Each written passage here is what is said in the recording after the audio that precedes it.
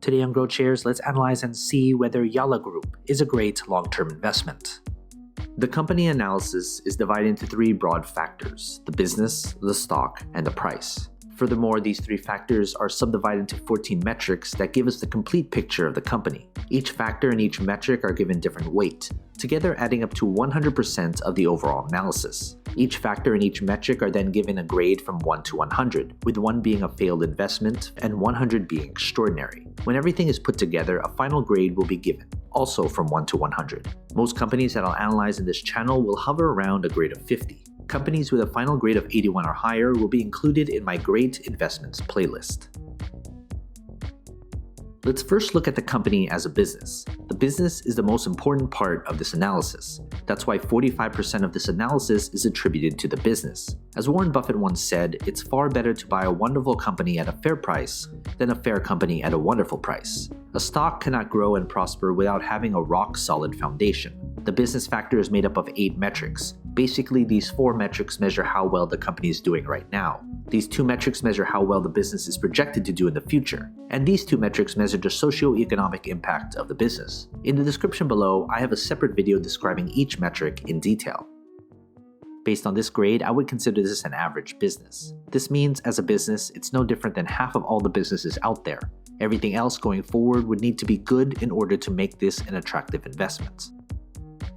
Next, let's look at the company's stock. We can't easily invest in something unless there's shares available to buy and sell. That's why 35% of this analysis is attributed to the stock. If the business is the foundation of a company, the stock is a reflection of that foundation. Does the market reflect how good or bad the business has done? And how does the market think the company will do going forward? That's what the stock tells us. What matters most is return on investment. There should be some correlation between the business and its stock. The stock factor is made up of 5 metrics. Basically, these 3 metrics measure how well the company's stock has done, and these 2 metrics measure how traders and investors perceive the company as an investment. In the description below, I have a separate video describing each metric in detail. Based on this grade, I would consider this a disappointing stock. The company could be a good business, but based on performance and further analysis, this isn't a good investment right now. Finally, let's look at the company's price.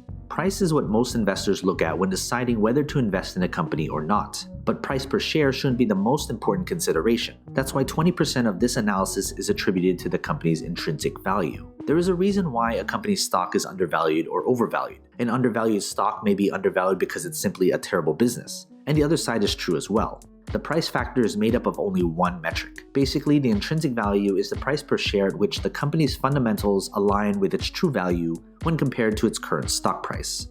Based on this grade, I would consider the price to be a bargain. If you're looking solely at the price per share, you should deeply consider why the price has been hammered so much. That's where I'd refer you back to the business analysis of this video. Now that we have everything calculated, let's figure out the company's final grade. If you want a database of the companies I've analyzed, consider becoming a subscriber to my Patreon. For only $2 a month, you'll gain access to my Google Sheets spreadsheet with all the grades for you to filter through. They're frequently updated, so consider becoming a subscriber. Link in the description below, or head to patreon.com/growthshares. Based on this final grade, I would consider this company an average investment. If you're a long-term investor, you'll get average returns if you invest in this company right now. Some of you will put different importance on different aspects of my analysis. You may solely just be looking at the price per share. Others may look at the business. But if you're looking at this company as a long-term investment, you should look at all 3 factors because it paints the entire picture of the company. When it comes to the final grade, it doesn't necessarily mean I'm bullish or bearish on the company's stock. Grades are adjusted to take into account the company's industry, sector, and competition. Of course, major news does have an effect on the company, but my analysis is built upon a solid foundation that focuses on the long-term health of the company. From time to time, I will reanalyze a company and share it with you. So you've made it this far, shoot me an email. I'd love to get in touch with you and talk more. What company should I analyze next? And do you agree with this company's final grade? If you want me to analyze more companies, hit that like button, subscribe to my channel, and share this video with other investors. And as always, take care of your money.